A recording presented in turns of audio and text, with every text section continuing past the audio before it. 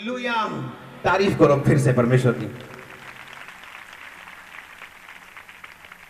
कितनी बार पतरस ने इनकार किया था परमेश्वर का, और कितनी बार प्रभु यीशु मसीह ने पूछा था कि पतरस तुम मुझसे प्रेम करता है,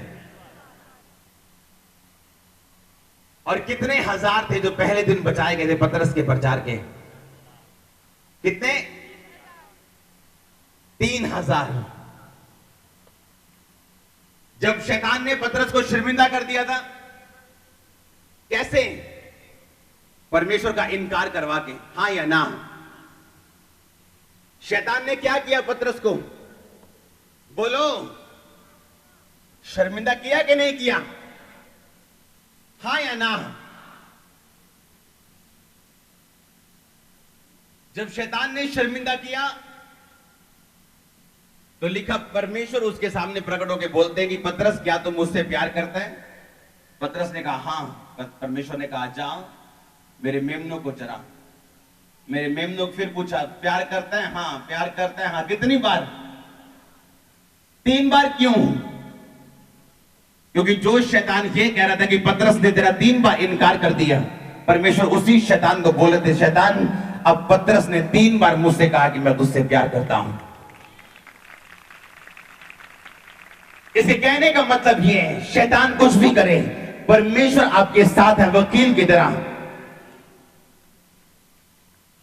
और आप जानते हैं क्यों? पहले दिन जब पतरस ने प्रचार किया तो 3000 व्यक्ति बचाए गए, क्योंकि परमेश्वर शैतान को बता रहे थे कि एक बार बोल के बदले कि मैं तुझसे प्यार करता हूं, मैंने इसे 1000 रूहें दी।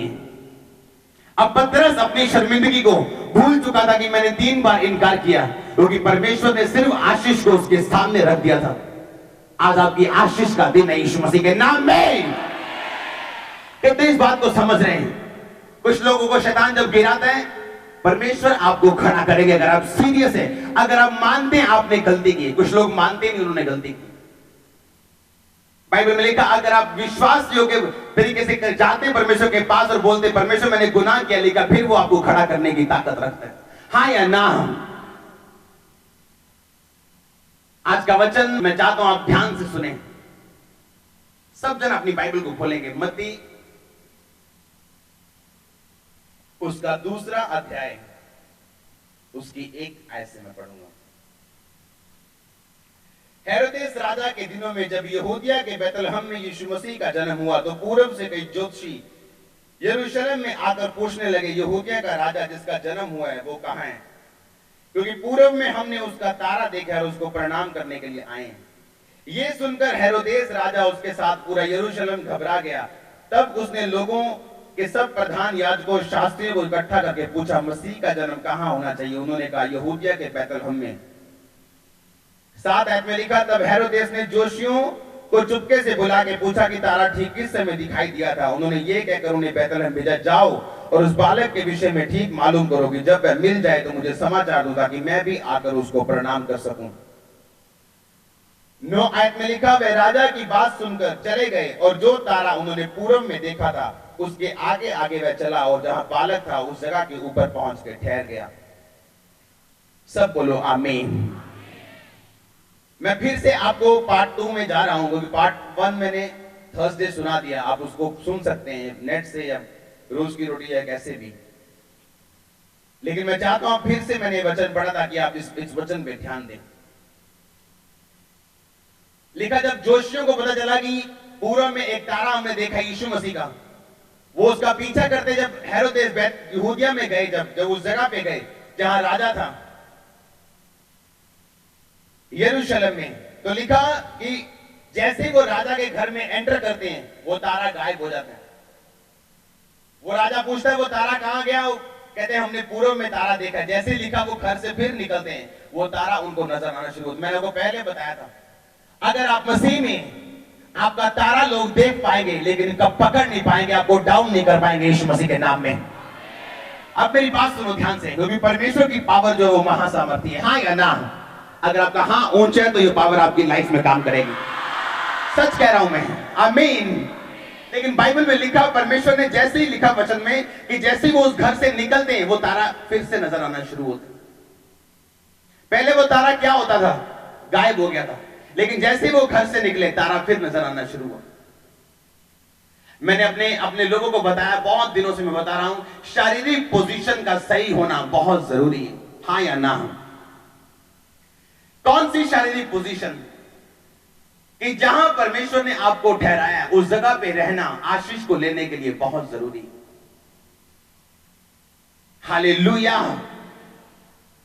अगर आप एलीशा की लाइफ को फिर से देखें तो परमेश्वर ने ठाना था कि मैं एलीशा को जो दुगना मसा दूंगा वो यरदन में दूंगा, और यरदन वो जगह थी जहां पे, यरदन का मतलब है वो विश्वासी जो मर रहे हैं या मर चुके हैं या नीचे जा चुके हैं या डाउन जा चुके हैं। और लिखा जब वो यरदन में गए और एलिया ने कहा कि जा, चला जा वापिस, मुझे तेरी जरूरत नहीं। एलीशा ने कहा तेरी शपथ, परमेश्वर की शपथ, मैं तुझे छोड़ूंगा नहीं। और जैसे ही लिखा वो यरदन में पहुंचते हैं, परमेश्वर का आत्मा उन्हें उठा लेता है। पर यरदन में जो बाकी चेले थे वो आके एलीशा और एलिया से नहीं मिलते, बल्कि दूर से उन्हें देखते हैं। कितनों ने स्टोरी पढ़ी है, मैं आपको पूरी नहीं बताऊंगा लेकिन थोड़ी बताऊंगा, घर जाके पढ़ना। कितने मेरी बात को समझ रहे हैं? आप जानते हैं क्यों? क्योंकि परमेश्वर ये चाहते थे कि जो व्यक्ति मैंने खड़ा करना है, जो मेरे वचन पे चल चुके हैं, जिसको मैंने अब सामर्थ्य देनी है, वो उन लोगों के सामने मैं दूं जो मेरे वचन पे पूरी तरह से खड़े नहीं। हर जगह पे, अगर आप बेतेल में देखें, यरीहो में देखें, चेले आके एलीशा से मिलके बोलते तेरे गुरु ने आज चल जाना ऊपर, तेरे स्वामी ने आज जीवित चढ़ जाना है। वो बोलता चुप रहो। लेकिन यरदन में उसे आके कोई नहीं बोलता, क्योंकि यरदन वो जगह है जहां पे विश्वासी मर चुके हैं, नीचे जा चुके हैं। उन्हें वो दूर से देख रहे हैं सेवकाई क्या कर रही, दूर से देख रहे परमेश्वर क्या कर रहा है, लेकिन उसके पास नहीं जा रहे। कितने मेरी बात को समझ रहे हैं? और परमेश्वर ने वहीं पे उन लोगों को, एलीशा को मसा देने का फैसला किया। आप जानते हैं जैसे ही आपकी शारीरिक पोजीशन गलत होती है, परमेश्वर का वो प्लान आपकी लाइफ से हट जाता है। ये सीरियस बात बोल रहा हूं। आप हर एक जगह के लिए नहीं चुने गए। आप जानते हैं कई लोगों को मैंने ताजमहल घूमते देखा है। कितने मेरी बात समझ रहे हैं? अगर आप मुझे पूछेंगे, मैं वहां पे कभी घूमने नहीं जाऊंगा।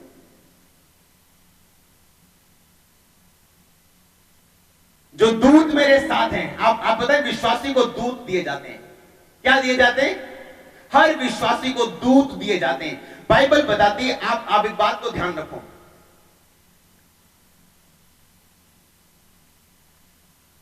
मैं आपको गहरी बातें बता रहा हूं आज।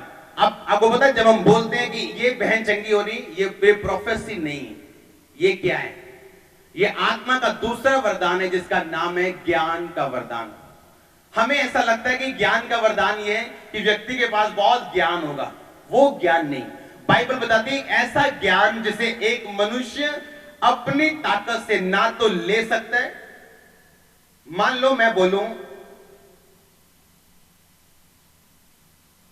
आप बोलेंगे ज्ञान का वरदान है इसके पास। कैसे? ये बाइबल को बड़ी अच्छी तरह से जानता है, क्योंकि इसने बड़ी अच्छी बाइबल स्टडी की है 10 साल। इसका मतलब वो वरदान फिर वरदान नहीं है, वो तो उसकी अपनी ताकत है। कितने मेरी बात को समझ रहे हैं? वो तो उसकी अपनी बाइबल स्टडी है 10 साल की। पर जो लिखा वरदान जो पवित्र आत्मा देता है, वो वरदान है ज्ञान का, कि मुझे पता कि आज कौन सा रोगी चंगा हो रहा है, कहां परमेश्वर आपको छू रहे हैं, कौन से परिवार को छू रहे हैं, कहां परमेश्वर किस हिस्से में काम कर रहे हैं। ये प्रोफेसी नहीं है, ये क्या है? ज्ञान का वरदान है। जब मैं प्रोफेसी करता हूं, मैं बोल के करता हूं, ये एक प्रोफेसी। कितने मेरी बात को समझ रहे हैं? मैं आपको सच कह रहा हूं, जब मेरे आत्मिक पिता यहां पे आएंगे, आप जिंदगी में पहली बार प्रॉफिट देखेंगे। मैं आपको सही कह रहा हूं, आप फर्स्ट टाइम लाइफ में प्रॉफिट देखेंगे। प्रॉफिट होता कैसे? आपने खाया क्या है, आपके बच्चे कितने, आपके दादा का नाम अगर आपको ना पता होगा, हम आपको स्टेज पे बताएंगे। हालेलुया। मैं आपको सच कह रहा हूं, आप फर्स्ट टाइम अपनी लाइफ में प्रॉफिट देखेंगे। मैं एक्साइटेड हूं उनके आने के लिए, प्रेयर कर रहा हूं, आप भी करना। आमीन। मैं आपको बता रहा हूं कि नॉलेज जो है, जो वचन का जो वचन का वरदान है, जो ज्ञान का वरदान है, वो आपको फ्री करते हैं। लेकिन हमें ये समझने की जरूरत है, जैसे ही बाइबल में लिखा वो उस घर में पहुंचे, तारा गायब हो गए। आप विश्वास करो, आपको दूत दिए जाते हैं। आप जानते हैं एक बात को, जब प्रोफेटिक परमेश्वर किसी को वरदान देता है, वो परमेश्वर का आत्मा नहीं बात करता। जो प्रोफेसी है वो एंजल्स बात करते हैं, दूत बात करते हैं। कितने मेरी बात को समझ रहे हैं? कौन बात करता है? आप जानते हैं जब आप रास्ते में जाते हैं, आपको जब एक्सीडेंट, पिछले हफ्ते गवाही सुनी थी कि रास्ते में गए, एक्सीडेंट हो गया, पूरी कार कचर पचर हो गई, रिम बिंगा टेढ़ा हो गया, लेकिन व्यक्ति को कुछ नहीं हुआ। कारण क्या था? दूत उसके, परमेश्वर ने कहा जा तू जाएगा, मैं तेरे साथ क्या भेजूंगा? दूत भेजूंगा। अब प्रॉब्लम क्या है? आप जब जाएंगे, जब परमेश्वर आपको सेवकाई में बढ़ाता है, वो क्या करता है? एक्चुअली वो दूतों की संख्या आपको बढ़ाता है, बड़े दूत आपको देता है। दूतों में भी स्टैंडर्ड है, हवलदार, डीएसपी, एसएसपी, डी। कितने मेरी बात को समझ रहे हैं? दूत भी छोटे से बड़े और बड़े। और जैसे जैसे आप वफादारी में बढ़ते हैं, परमेश्वर आपके दूतों की संख्या को आपकी लाइफ में बढ़ाना शुरू करते हैं। अब प्रॉब्लम कहां पे है? जब विश्वासी को नॉलेज नहीं है। आज एक बहन मेरे पास आई थोड़े दिन पहले, उसका हस्बैंड उसके साथ था। Funny people. मैनू मेरा घर वाला पसंद नहीं गा, मेरे तो 16 साल बड़ा, मैं बिल्कुल मैनू पसंद नहीं गा, मैनू घुमान नहीं लेके जाता, मैनू ओदे मुंह ते कही जावे सारा कुछ। मैंने उसको बोला कि अगर तू मुंह से कही जा रही है अपने हस्बैंड के सामने, तेरा हस्बैंड जो घुमाने लेके जाएगा कि जूती उठाएगा? कितने मेरी बात को समझ रहे हैं? हमारी लाइफ मैरिड अच्छी क्यों है? क्योंकि हम इन बातों को समझते हैं। वचन में लिखा है, जिस तरह यीशु मसीह तेरे बंदे का सिर है, तेरा सिर तेरा बंदा है। गर्दन जितनी मर्जी लंबी हो जाए, सिर के बिना कहीं नहीं जाती। हाँ या ना? मैनू पसंद नहीं गा, मैनू पसंद नहीं गा, मैनू घुमाउण नहीं लेके जाता, मैनू पुछदा नहीं गा। वो 50 साल का, वो 35 साल की। बंदे ने पूछा, मैं जी अपनी उम्र के हिसाब नाल चलदा। मैं कहा तेनू वाइफ की उम्र के हिसाब नाल चलना चाहिए। कितने मेरी बात को समझ रहे हैं? मोस्टली घरों में जो प्रॉब्लम है वो सिर्फ वचन के ना होने की वजह से। हालेलुया। जब आप फेथ में होते हैं, आपको पता है कि परमेश्वर ने आपको आपकी वाइफ, आपका हस्बैंड दिया। आपकी लाइफ धरती पे हेवन होती है यीशु मसीह के नाम में। ये सच्ची बात ना, आप जब समझ जाते हैं कि ये मेरा पूरक है, ये मेरा हेल्पर है, मिनिस्ट्री में मैं बड़ा हूं मैरिज के बाद। कितने इस बात को समझते हैं? अपनी पर्सनल लाइफ में मैं आशीषित हुआ हूं शादी के बाद। कितने इस बात को समझ रहे? मैरिज रुकावट नहीं, लेकिन रुकावट क्या है? वर्ड ऑफ जो नॉलेज है, जो वर्ड की नॉलेज है, वो ना होना। हालेलुया। आप बिलीवर हैं, आप विश्वासी हैं। आप अगर आज मैं बोलूं चलो मेरे साथ आप एक बीमार पे हाथ रख के प्रेयर करो, मैं आपको बोल रहा हूं बीमार चंगा होगा। विश्वासी को अधिकार दिए गए, तो जिस रोगी पे हाथ रखेगा रोगी चंगे होंगे। फिर आपको चर्च आने की जरूरत क्या है? अगर आप भी हाथ रख के रोगी चंगे कर सकते हैं तो विश्वासी को अधिकार है। मैं आपको बोल रहा हूं, कितने मेरी बात को समझ रहे हैं? लेकिन चर्च में आप क्यों आते हैं? ताकि आप वर्ड को समझ सकें कि परमेश्वर वचन में से हमको क्या कहने की कोशिश कर रहे हैं। और बाइबल बताती है, जब आप वचनों को ध्यान से समझ जाते हैं, तब आप आजादी में जाना शुरू होते हैं। आमीन। जब वचन नहीं पता, फिर आप सफर करेंगे, फिर आपकी रोज की लाइफ एक बेकार लाइफ होगी, सब कुछ होने के बावजूद भी। आमीन। बाइबल बताती है, जब एक दूत मसीह में आता है, उसको थोड़े दूत दिए जाते हैं, 1 2 3 4 जितने परमेश्वर चाहे। लेकिन बाइबल बताती है दूत जो है वो अट्रैक्ट होते हैं तब आपकी लाइफ की तरफ, जब आप वचन के एडिक्टेड हैं, जब आप बाइबल को बहुत ध्यान से और रोज पढ़ते हैं, जब वचन का आप रोज मनन करते हैं, वो दूतों की संख्या परमेश्वर आपकी लाइफ में बढ़ाते जाते हैं। हालेलुया। बिना दूतों के कोई भी प्रोटेक्शन नहीं। जब आप उन जगहों में एंटर करते हैं, वो दूत जो आपके साथ आपको छोड़ के चले जाते हैं, और फिर जब आप जाते हैं कार में, आप अपने सहारे जा रहे हैं, परमेश्वर के सहारे नहीं। आप जानते हैं दूत तब खुश होते हैं जब आपके होठों से हमेशा परमेश्वर के नाम को महिमा मिले, जब आप घमंडी ना हो, आपको अपने वरदानों पे बहुत मान ना हो, तो दूत आपसे खुश रहते हैं हमेशा। आप जानते हैं ऐसे दूत हैं ऊपर जिन्होंने अपने मुंह को ढांपा हुआ है, अपने परों से अपने मुंह को क्या किया हुआ है? उन्होंने इसलिए ढांपा हुआ है कि वो महासुंदर दूत हैं। और वो नहीं चाहते कि जब व्यक्ति उनकी ओर देखे तो वो उनकी शक्ल की और परमेश्वर की शक्ल का कंपैरिजन करे। वो नहीं चाहते, इसलिए वो दूत अपने अपने अपने मुंह को ढांक के रखते परों से, कि वो नहीं चाहते कि जब लोग उनकी ओर देखें तो वो लोग ये बोले कि ये दूत तो परमेश्वर के जैसा लगता है। वो नहीं चाहते अपना कंपैरिजन परमेश्वर के साथ करना। वो इतने नम्र दूत है। कितने मेरी बात को समझ रहे हैं? मैं आपको डीप चीजें बता रहा हूं, बताओ या ना बताऊं? चलेगा ना? ये चीजें आपके लिए जरूरी। आपकी जब लोकेशन खराब होगी, आपकी जब शारीरिक लोकेशन वचन के मुताबिक गलत हो जाएगी, दूत आपको छोड़ के चले जाएंगे। फिर आप बोलेंगे एक्सीडेंट हुआ और डेथ हो गई। फिर आप बोलेंगे ये हो गया, वो हो गया, परमेश्वर कहां था, वचन कहां था?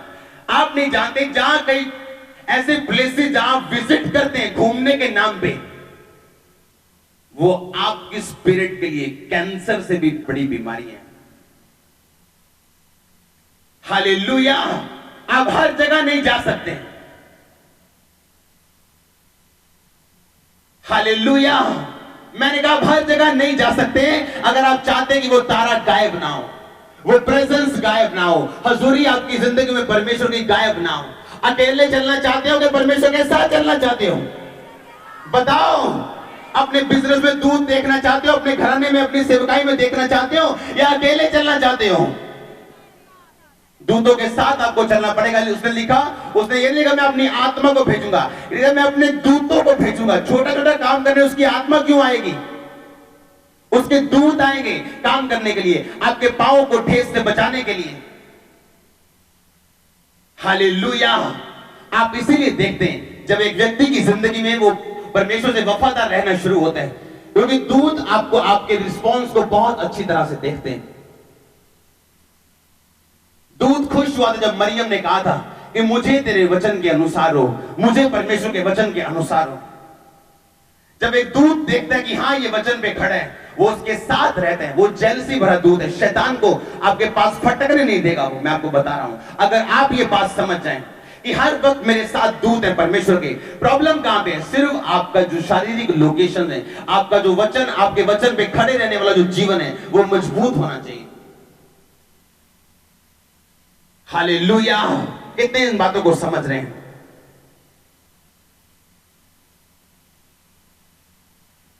मैं चाहता हूं आपको गहराई में लेके जाना परमेश्वर के वचन की, कि आपको पता हो आप जहां जा रहे हैं, परमेश्वर के दूत आपके साथ जा रहे हैं।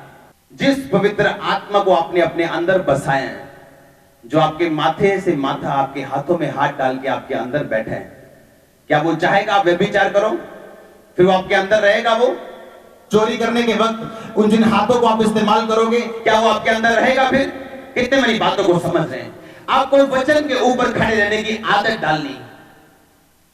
दूत आकर्षित होते हैं आपकी लाइफ की तरफ जब आप वचन पे चलना शुरू करते हैं। वो संख्या बढ़ती जाती, जैसे जैसे दूतों की संख्या बढ़ती जाती, अनुग्रह आपकी लाइफ पे बढ़ता जाता है, ग्रेस बढ़ती जाती, सेवकाई बढ़ती जाती, जो कुछ आपके साथ है वो बढ़ता जाता है, क्योंकि दूत आपके, परमेश्वर आपके साथ रहता है हमेशा। आज 90% प्रॉब्लम्स शैतान की वजह से नहीं, ज्ञान ना होने की वजह से। आज लोग, मैं आपको फिर बता रहा हूं, शैतान को ज्यादा सोचते हैं। कोई भी नया व्यक्ति प्रेयर करेगा वो खेलेंगे, क्यों? क्योंकि उनको बताया गया कि दुष्ट आत्मा के कारण ये सब कुछ। हन्ना को दुष्ट आत्मा थी, बताओ? नहीं, आप बात नहीं कर रहे, पीछे बोलो हाँ या ना। दुष्ट आत्मा थी हन्ना को, तब बेटा नहीं हो रहा, तब बच्चा नहीं हो रहा ना, है? क्या था उसको? किसने बंद किया था उसकी कोख को? परमेश्वर ऐसे काम करते हैं? बाइबल में क्या लिखा है? बोलो। कहता यहोवा ने उसकी कोख को क्या कर दिया था? दो तरह की सच्चाई है, एक सूर्य, एक चंद्रमा। दो तरह की ज्योतियां बनाई परमेश्वर ने। सूर्य एक ऊपर वाली ज्योति है, चंद्रमा एक नीचे वाली ज्योति। चंद्रमा वाले लोग क्या बोलते हैं? परमेश्वर मुझे चंगा कर, मुझे ब्लेस कर, मुझे बच्चा दे दे, मुझे आशीष दे दे। और जो हायर ट्रूथ में जीते, ऊपर वाली सच्चाई में जीते, वो ये बोलते हैं परमेश्वर मेरे नगर को ब्लेस कर, मेरे नगर को कपड़े दे, तो क्या आपके पास कपड़े नहीं आएंगे? जब आप बोलेंगे परमेश्वर मेरे पूरे नगर को, मेरे पूरे मोहल्ले को पानी दे, आप प्यासे रहेंगे क्या? दो तरह की सच्चाई में आप जीते, एक ऊपर वाली, एक नीचे वाली। परमेश्वर मुझे चंगा कर, मुझे चंगा कर, मुझे बच्चा दे दे। मेरी सौतन चढ़ाती, सासू चढ़ाती, सास चढ़ाती, ये चढ़ाता है, वो चढ़ाते हैं। लेकिन एक व्यक्ति जब हन्ना ने ये सोच लिया कि मैं नीचे वाली सच्चाई में आजाद नहीं हो रही हूं, उसने ऊपर वाली सच्चाई पकड़ी, परमेश्वर अगर तू मुझे दे ये बच्चा मैं तुझे दे दूंगी। और उसके और भी हुए 1 2 3 4 5। कितने मेरी बात को समझ रहे हैं? जब आप कहेंगे परमेश्वर मुझे चंगा कर, चंगा कर, अगर नहीं चंगाई मिल रही तो बोलो परमेश्वर मुझे चंगा कर, लेकिन अब मैं तेरी सेवा करूंगा, तेरे सुसमाचार को लेके जाऊंगा। भूल जाओ चंगाई को, चंगाई आपके पास होगी यीशु मसीह के नाम में। ये आपकी मर्जी, आप किस सच्चाई में जीना चाहते हैं? एक ऊपर की सच्चाई है, एक नीचे सच्चाई है। एक ज्योति है जो कम चमकती है, एक ज्योति है जो ज्यादा चमकती। आप कौन सी ज्योति में जीना चाहते हैं? आप किस तरह से परमेश्वर को बताना चाहते हैं? हालेलुया। एक व्यक्ति जो मांग रहा है परमेश्वर मुझे बिजनेस दे, एक बहन की गवाही मुझे बहुत अच्छी लगी। उसने कहा मैं प्रेयर रूम बनाना चाहती थी, प्रेयर रूम, मुझे परमेश्वर प्रेयर रूम चाहिए। कहती प्रेयर रूम बनाते बनाते 3 मंजिली कोठी बना दी मैंने। आपकी इंटेंशंस क्या है? आपका मोटिव क्या है? मांगने का तरीका क्या है? कुछ लोग एक घर मांग रहे, मैंने लोगों को देखा, सेवकों को देखा 2 मरले का घर लेने के लिए स्ट्रगल करते हुए। मैंने तो बोला कि आप सेवकाई की ओर ध्यान के लिए देते हैं, आप प्रभु की ओर ध्यान के लिए छोड़ो घर को, परमेश्वर के घर की ओर देखो। देखो फिर परमेश्वर आपको क्या देते हैं। हालेलुया। आज आपको ऊपर की सच्चाई में जीने की जरूरत है। जब आप बोलते हैं जब मेरे जीवन में चंगाई मांगते थक गया, मैंने फैसला कर लिया मैं सेवा करूंगा। जिस दिन फैसला किया मैं सेवा करूंगा, चंगाई की तरफ भूल गया। चंगाई ऐसे मिली आप सोच भी नहीं सकते, सेकंड में, घंटों में, जिसके लिए मैंने सालों वेट की, सालों इंतजार किया। अपने पड़ोसी को बोलो परमेश्वर से प्रेम कर, आमीन। उसके वचन से प्रेम कर, आमीन। कितने इस वचन को समझ रहे हैं? सच में अपने हाथों को उठाना। बाइबल में लिखा है जब एक व्यक्ति को परमेश्वर ने चंगा किया तो परमेश्वर ने कहा अपने गांव में भूल कर भी पैर ना रखना। पढ़ा है वचन के? नहीं पढ़ा। परमेश्वर ने कहा कि अपने नगर में फिर से पांव भी मत रखना। क्यों? ऐसा क्यों कहा परमेश्वर ने? आप जानते कुछ मोहल्ले ऐसे हैं, कुछ नगर ऐसे जहां से आप निकले हो, जहां पे आप शराब पीते थे, गंदे काम करते थे। परमेश्वर ने कहा वहां पे वापस मत जाओ, ये सोच के कि आप मजबूत हैं। कितने मेरी बात को समझ रहे हैं? उन दोस्तों के पास मत जाओ ये सोच के कि आप मजबूत हैं। परमेश्वर ने कहा तुम्हें पांव भी वहां पे नहीं रखना है। हालेलुया। परमेश्वर ने कहा चला जा और उस गांव में, उस नगर में पांव भी मत रखना। मैं आज भी जानता हूं जिस घराने से, जिस नगर, जिस मोहल्ले से मैं निकला हूं, जिन दोस्तों के साथ मेरा उठना बैठना, परमेश्वर ने कहा था वहां पे जाना ही नहीं। अपनी चौकसी रखनी है, आमीन। जो परमेश्वर ने आपको दिया उसे बचा के, उसे बना के रखो, आमीन।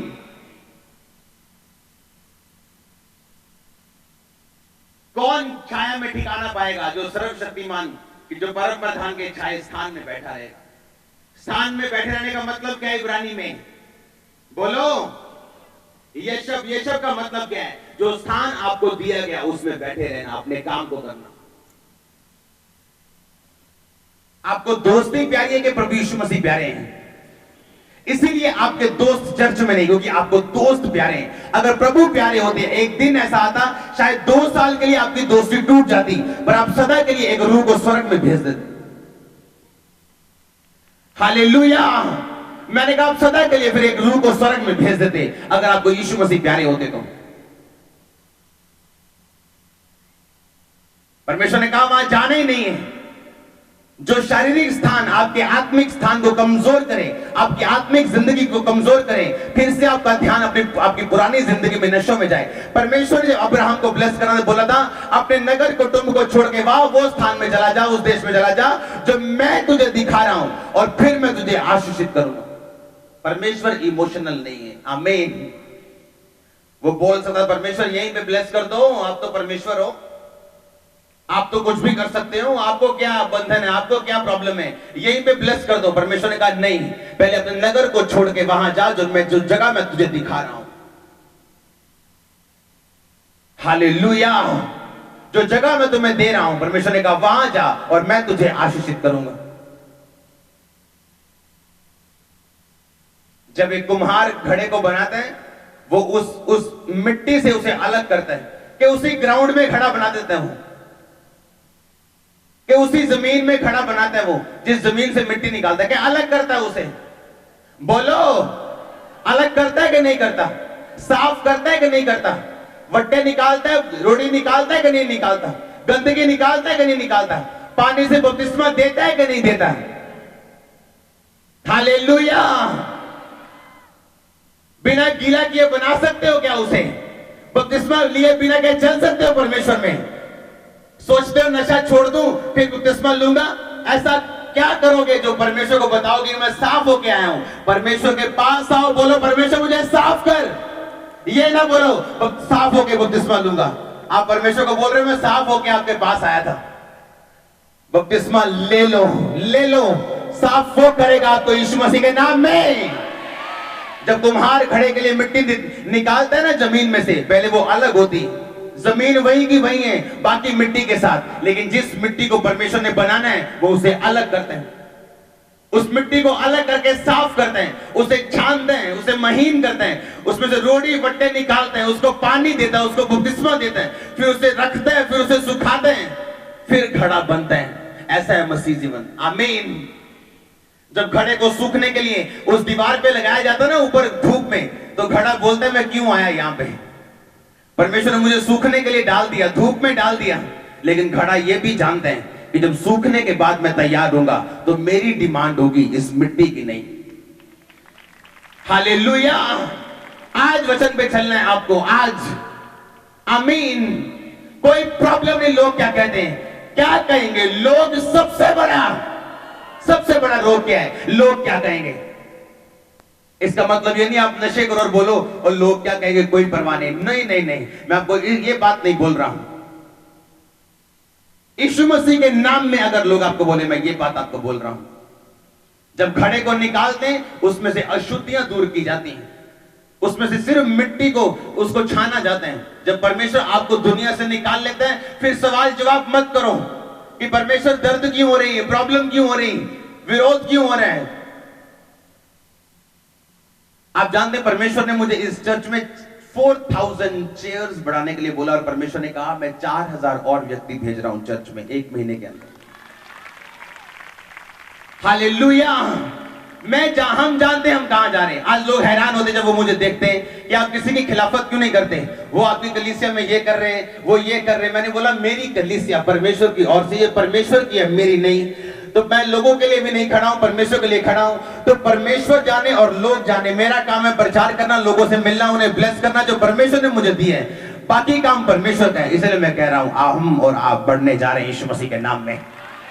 हालेलुया। परमेश्वर आपको अनुग्रह देते जब वचन पे चलना शुरू करते हैं। आप मत कंप्लेंट करो जब आपको मिट्टी आपको निकाले, वो उस ग्राउंड से आपको निकाले जहां सब बसते हैं, जहां सब आपके रिश्तेदार हैं, जहां सब लोग आपको देखते हैं कि आप सिर्फ एक ही हैं जो दीवार पे लगे हो, सूख रहे हैं। आपको परमेश्वर ने चुना है मसीह होने के लिए। सूख जाओ, अच्छे बन जाओ, खड़े बन जाओ, वो मिट्टी वो बर्तन बन जाओ जो परमेश्वर को पसंद है। मैं आपको बोल रहा हूं, आपकी ओर देख के लोग जरूर सुसमाचार पर विश्वास करेंगे। जब वो आपकी ओर देखेंगे जरूर पूछेंगे मैंने चर्च जाना है, कहां पे तेरी चर्च बता। हालेलुया। लेकिन आपको इस बात की समझ रखनी कि आप विश्वासी, आप वो सब कुछ नहीं कर सकते जो लोग कर सकते हैं। आपके पास फिर वो होगा जो लोगों के पास नहीं। आज पूछो किसी व्यक्ति को, अगर उसको कैंसर हो जाए, उम्र आधा तो तभी मर जाए जब डॉक्टर बताते कैंसर हो गया तेरे को। पर एक विश्वासी को पूछो, जैसे डॉक्टर बताए कैंसर है, बोलता चलो चल, बुढ़िया कहती है ना इतना खानू है नहीं कैंसर कुंसर कोई, असि प्रे करांगे। कारण क्या है? आप विश्वासी हैं, आपको कॉन्फिडेंस है परमेश्वर आपके साथ। आपको कॉन्फिडेंस है कि विश्वासी 7 बार गिरे फिर खड़ा हो सकता है, धर्मी 7 बार गिरे परमेश्वर से फिर खड़ा करेंगे। आप जानते हैं आपकी लाइफ में जो हो रहा है वो गवाही पैदा करने के लिए हो रहा है, लेकिन अविश्वासी नहीं जानता, क्योंकि वो हर जगह जाना उसको पसंद है, आपको नहीं, मुझको नहीं। आमीन। आपको नहीं और मुझको नहीं। हम जानते जो दूत हमारे साथ है वो जेलसी वाले दूत हैं, वो जेलसी वाले दूत हैं, वो जेलसी करते हैं अगर आप परमेश्वर के अलावा। कितने मेरी बातों को समझ रहे हैं? आज परमेश्वर आपको पक्के विश्वास में डालना चाहता है, एक ऐसा विश्वासी जो बीमारी में रह के भी परमेश्वर की महिमा कर सकता हो और फिर चंगाई में परमेश्वर की गवाही भी वो देगा जरूर। वो विश्वासी जो खड़ा है अपने वचन पे, परमेश्वर के वचन पे, जो चंगाई के पीछे नहीं है। आप जानते हैं चर्च में जितनी गवाहियां चंगाई की आ रही पहले कभी नहीं थी आई। क्रिपल्स लोग चल रहे हैं, सब लोग देख रहे हैं, गवाहियां दे रहे हैं, लेकिन वर्ड डीप होता जा रहा है। और ये मेरे लिए ब्लेसिंग का कारण है और आपके लिए भी, कि जब आप समझ जाएं कि हाँ मेरे साथ दूतों की प्रेजेंस है। और ऐसी जगह जहां बाइबल में लिखा नहीं जाना, अगर मैं वहां जाऊंगा तो मैं अकेला जा रहा हूं, फिर जाने के लिए सोचना कि मैं अकेला हूं, परमेश्वर मेरे साथ नहीं। परमेश्वर की आत्मा की आने की आवाज आती है, जाने की नहीं आती। हालेलुया। जब बल्ब जब उसको बंद करते तो तब भी वो गर्म होता है, ठंडा 1 घंटा 2 घंटे बाद होता है। अपने हाथों को उठाओ, फिर से एक वायदा करो परमेश्वर के साथ, अगर तूने मुझे परमेश्वर इस मिट्टी से अलग किया बर्तन बनाने के लिए, तो मैं उस प्रोसीजर से, उस तैयारी से निकलने के लिए तैयार हूं।